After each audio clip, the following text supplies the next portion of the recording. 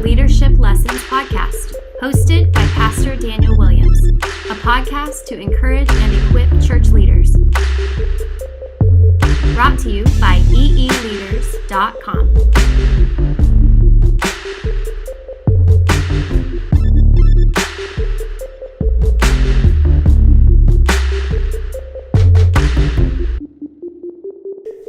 Hey everyone, happy June. It is the month of June already. I am on this wonderful summer schedule, enjoying the sunshine and the Sunshine State here in Florida. I don't know where you're at, but I hope wherever you're at, it's starting to heat up and it's starting to be sunny. For us and Floridians, this is like a time where we get a different season. Throughout the year, it's hot. Now it's just too hot to handle. It's blazing hot. Okay, and so it just gets hot to hotter. Those are the different type of seasons. But because my kids are in summer break, that actually gives me a transitional work schedule. I get to sleep in a little bit more or rise early, do a lot more work while they're sleeping, and then can spend time with them. And so, man, I love the summer. It's June. Time flies when you're having fun. This is episode number 16. And today we are going to talk about the importance of preaching to yourself. Preaching to yourself. That's right. I said yourself, not others, not people that you're leading, but actually speaking into your own lives. Words that are life-giving, that you will not buy into the lies of the enemy, but claim the promises of God for yourself. This is so important as a leader to be able to live by Jesus' truth and to speak truth into your life when the lies of the world and the enemy come into our mind. We either take every thought captive and preach the gospel, this good news to ourselves. And so I thought to emphasize this point, I would get someone who I think is very optimistic. He even wrote a book sort of like that. It's Ben Courson from Hope Generation. He's out in Medford, Oregon, but he travels all over the world and he comes to Florida quite often. So I get to spend time with him and hang out with him. And so this was an interview that I did at our house as we were just hanging out. At my house, as we were just hanging out, because I wanted him to speak on this truth. There's this verse in Psalms where David says, "Why are you downcast, O my soul? Put your hope in God." And Ben is so good at just speaking forth the word of God to his own life, to claim the promises of God and speak hope into others. But I think before we do it to others, we have to do it to ourselves. And so here is my discussion, my conversation, interview with Ben Courson about the importance of preaching to yourself.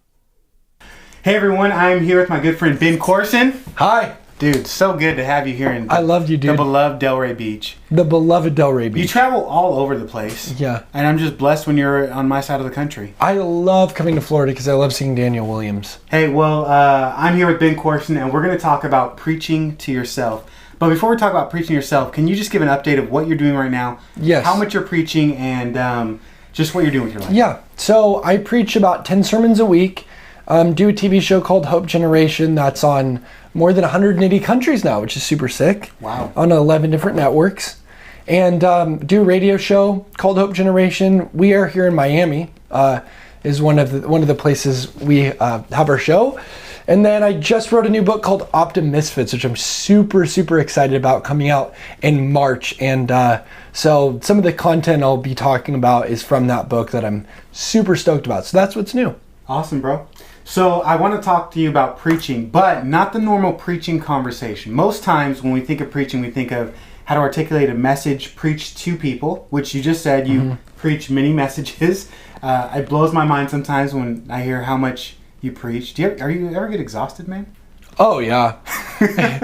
Exhaustion is the perpetual reality of my existence. So, but it's good. It's fun. All you're doing is preaching and you're a preaching machine. I love your preaching. It's great.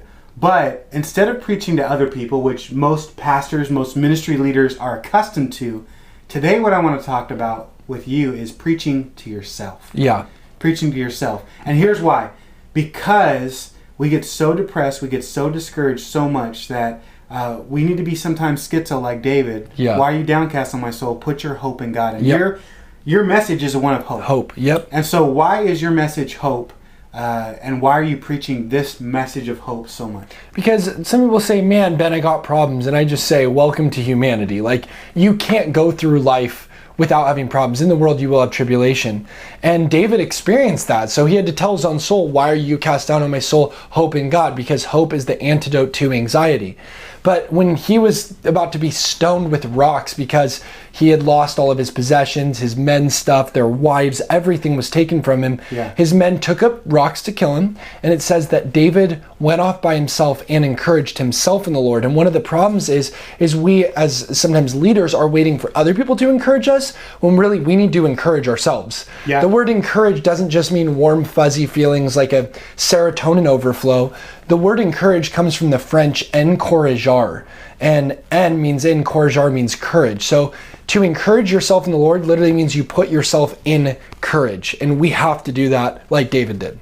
Yeah, that's amazing. Now, can you give some, share a little bit of your story about how you encouraged yourself when you were going through a hard time? Because I think a lot of people don't understand that about your story, that the reason why you're so passionate about hope is because God did a work in you. Can you give us just a little bit of practical taste of, just so you're not doing these things for Twitter feeds or Instagram posts, but this is who you are, and God has done a great work in your life. Yeah, so I went through 10 years of chronic depression. My sister died in a car accident. My brother almost died 2 times the past 5 years due to brain tumors and malaria. My dad's first wife died in a car accident. I went through a romantic heartbreak 2 years ago that left me totally blindsided in the dark, hurt. And sometimes we go through these things in life where we can't make sense of any of it. And when God healed my heart, when God gave me hope, that became the one theme that would be my message. It was already going toward that direction, but then I just determined I'm a one-trick pony. Like, I'm gonna only talk about hope. Roger Federer, who's the greatest tennis player of all time, incontrovertibly. Roger Federer, it's interesting because he said a lot of tennis players try to work on their weakness. And the problem is you can work on your weakness and be a well-rounded player, but you're not going to be dangerous anymore. He was saying you should just focus on what you're good at and pour all of your energy into developing that, and that'll make you dangerous. And I think that's what makes us dangerous to the enemy, is when we don't just have like a breadth of knowledge, we have a depth of knowledge. We're not just trying to, shoot anywhere and hit nothing. Like, we're very intentional and we want to hit a target. And my bullseye is hope, and I really want to give people hope. And one of the things that I found as a leader is that I can't give hope and serve that to others unless I've first been served my own dose of hope. And here's what I mean. Remember when Jesus washed his disciples' feet? It says that he put on a girdle to wash their feet. Now, what's interesting about that is, how like today we can tell who a person is based on what they wear. If he wears a uniform and a badge, he's a police officer. A jersey, a basketball player. A blue collar, a mechanic. A white collar, a business person. You can base an apron, you're a cook. You can tell basically what a person does by their proverbial attire. Well, back then, if you were a servant, you would wear a girdle. So if you walked around with the girdle, people would know, oh, that's a servant. Yep. In wealthy households, they would usually have a servant girl who would wash the feet of her guests. So Jesus was acting like Judas' servant girl and washing his feet with a girdle. It would have been shocking. That's why Peter said, there's no way you can do this. Like, Peter actually protested this. And the interesting thing is, Peter thought that was godly. He's like, I should serve you. But Jesus said, if you don't let me wash your feet, you have no part with me. In other words, let me serve you. Now people think, oh yeah, that's Jesus' first coming. But what about in Revelation? Well, in Revelation chapter 1, it says that Jesus is wearing a girdle in his present state of gold. Now, gold is a king's metal. A girdle is servant's attire. So Jesus is still in heaven as a servant king. Wow. According to the apocalyptic literature of John. And he's saying, how can I serve you? See, we often say, how can I serve the Lord? And we try to run on an empty tank. But the Lord's saying, how can I, as your servant king, bless you? And I think sometimes we need to let him serve us. You just preach right there. That's why I love hanging out with you, man. Let's go, dude. You just always make me smile, bring hope. Yeah, let's go. So the question is, since this is your one-hit wonder, man. This is your song that you're going to rock the rest of your life. Yes. How have you preached hope to yourself? What are the practical tips for you as a leader, as you've gotten discouraged, which I know you have, gone through some stuff? How do you preach hope to yourself?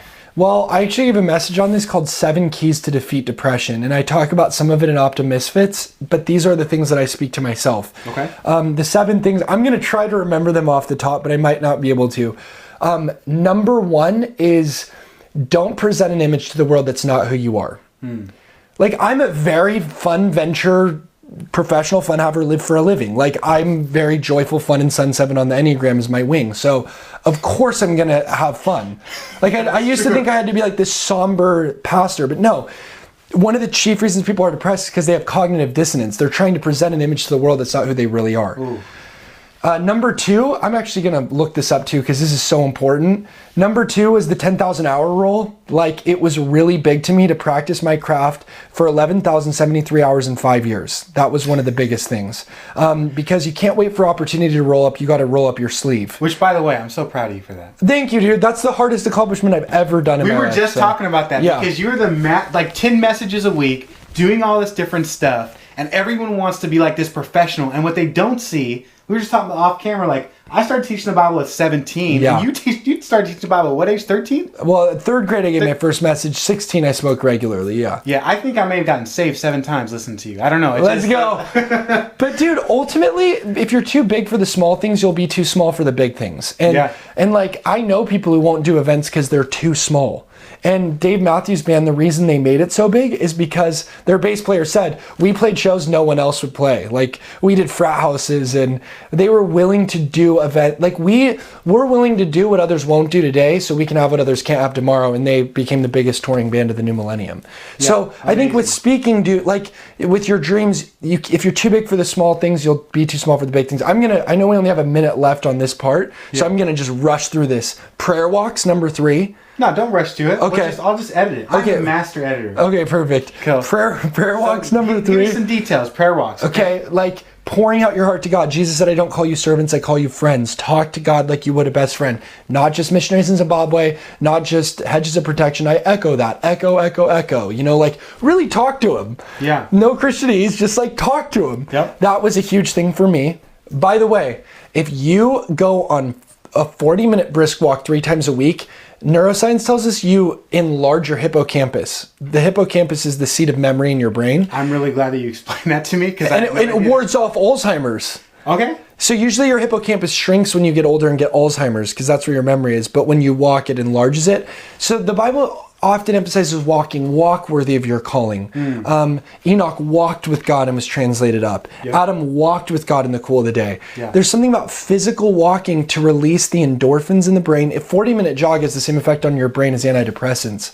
Wow. Like there's something about exercising and like walking and talking to God about your problems that like a, you know, when you like a girl, you're like, you hang up first. She's like, no, you hang up first. You just are praying without ceasing because you never quite hang up the phone. You just keep talking. Yeah. So okay, number 4 is follow your dreams. It sounds Disney Channel, but let me say, follow your heart. That's Hannah Montana. Let me remind you that so many Christians say following your heart is a self-help message that is not biblical.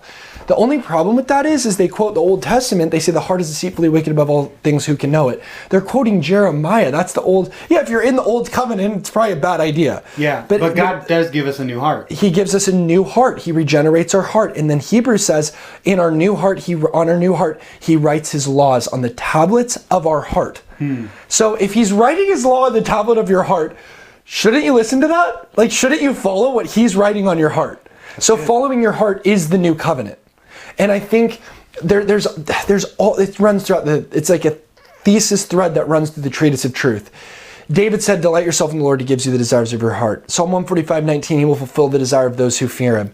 Proverbs 10:24, the desire of the righteous will be granted. Psalm 20, may the Lord grant your heart's desire. Psalm 21:2, the Lord has granted me my heart's desire. The book of Acts says, old men will dream dreams, young men will see visions. From the book of Joel, Paul said, I have not been disobedient to the heavenly vision. Like when you visioneer and turn reality into a dreamality, delight yourself in the Lord, follow the dreams he put on your heart, because that's the only way to being your authentic self. Like that's the only way to become who God had destined you to be all along. Yeah.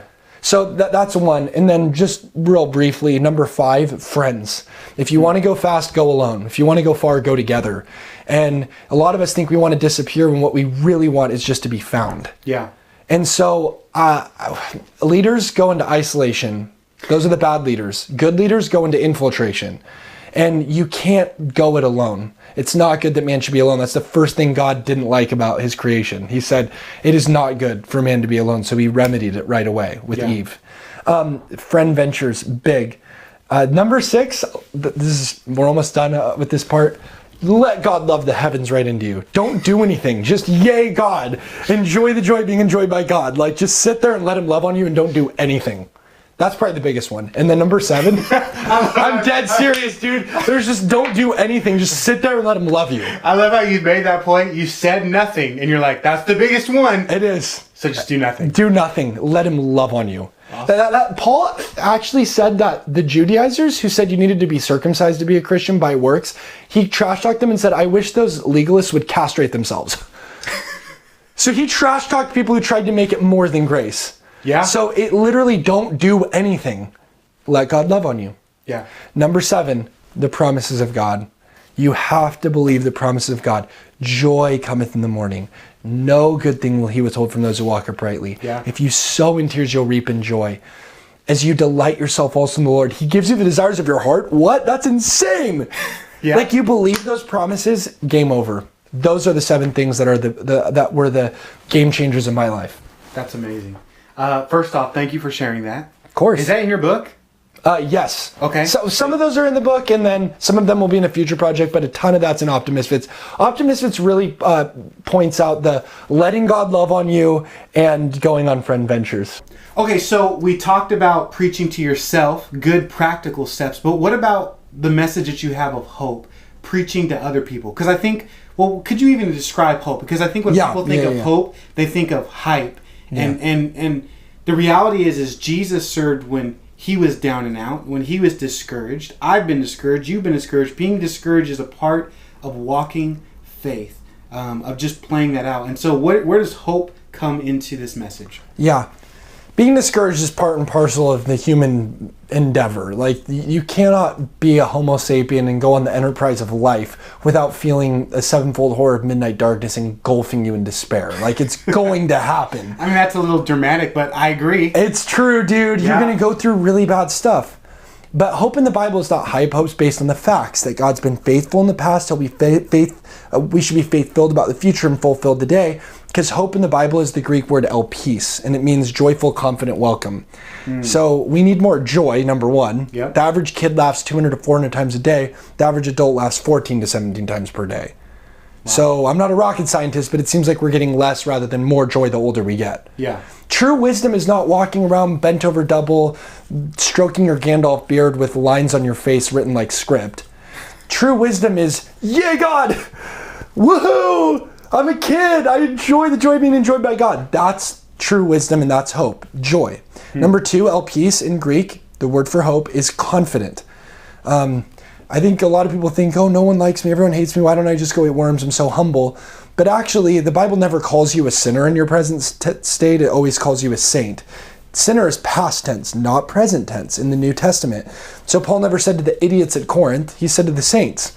Even though there was a guy sleeping with his dad's wife, they were getting drunk on communion wine. They were hoarding bread at the expense of the poor during the Lord's Supper. It was bad. And people were like, we want to go back to the early church, but they had problems too. Yep. And yet, Paul called them saints. The most humble thing we can do is calling ourselves by what God says about us.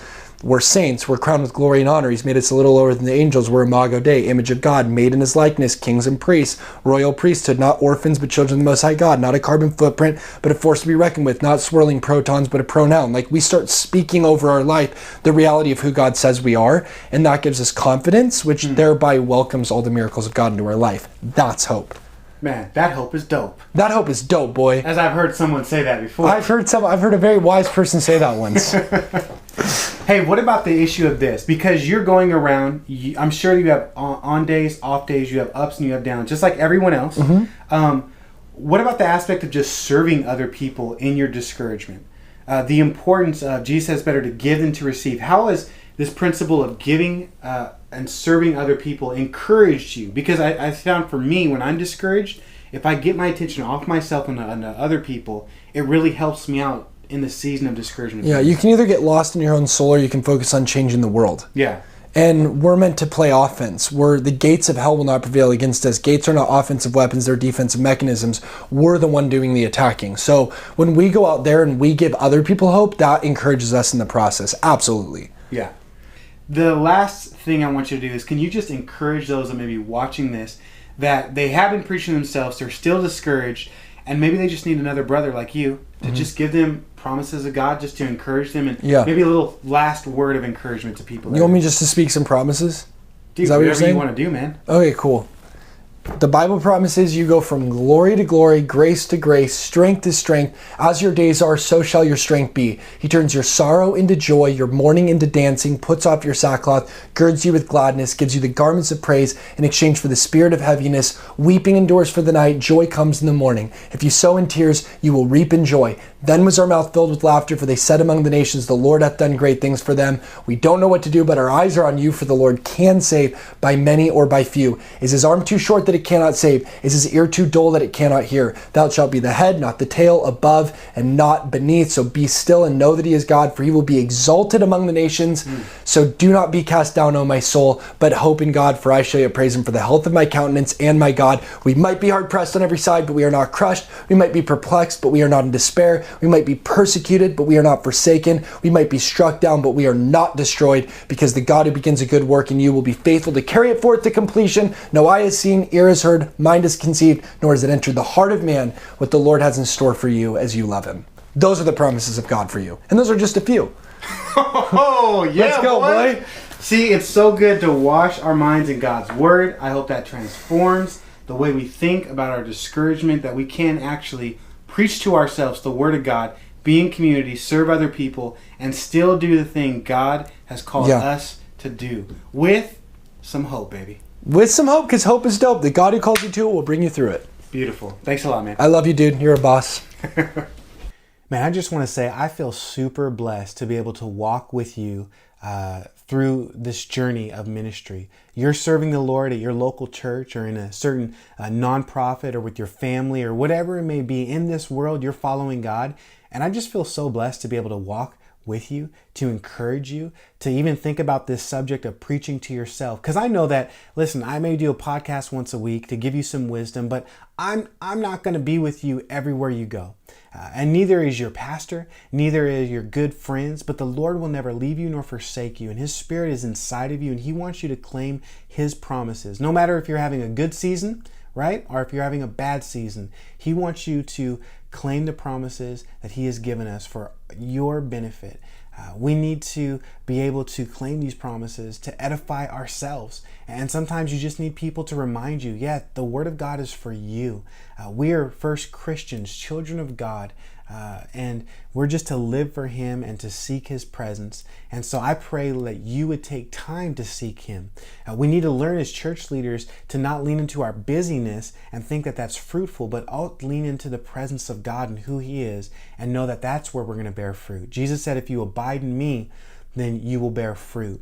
And it takes us slowing down and resting. And this is what the next one piece of advice video is from Pastor Kelly from Calvary Chapel, Boynton. I did an interview with him earlier in the season, but he shares in this one piece of advice the importance of resting and taking a Sabbath. Resting and taking a Sabbath, which I know that you are going to enjoy and can apply immediately this week. You're listening to One Piece of Advice, brought to you by EEleaders.com, a ministry to encourage and equip church leaders.